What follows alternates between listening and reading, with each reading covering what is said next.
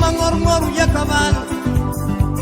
ya kana petkan hari ambila, batinduvani wabchike,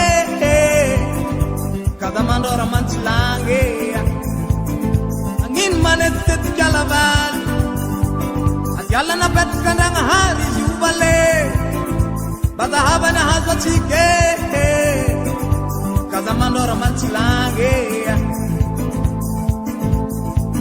Mangoruyaka tanu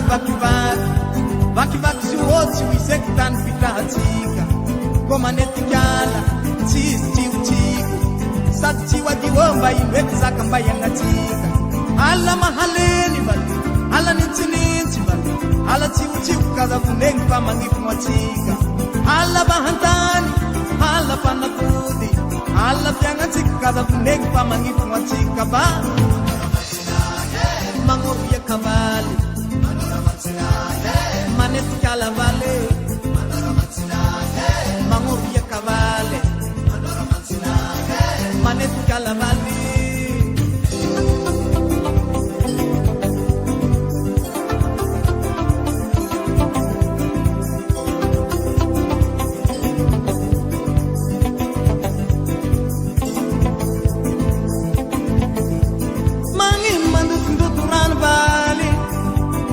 Ranna topi setika woluko Matsinduwa pasalamange Kada mandora mantilange Mangin mamun mun bibi bad Bibi na petkandanga hari ambila Izumi yang karatike Kada buneng patsima panzare Komaluran hinu jahatika Ranu maludo manzaru mamparari Koma mun bibi azobyu na matika Bibi miengi zuwe karatika ulumbeli Ranu shahatika bala Ranu jahatika Ranu pijuruanga kaza lubengi pamangifu mwatika Bibi na matika Bibi ya batika Sakandanga hari kaza funengi pati mampandari Aba Mandutu ranu bali Mamun bibi vale,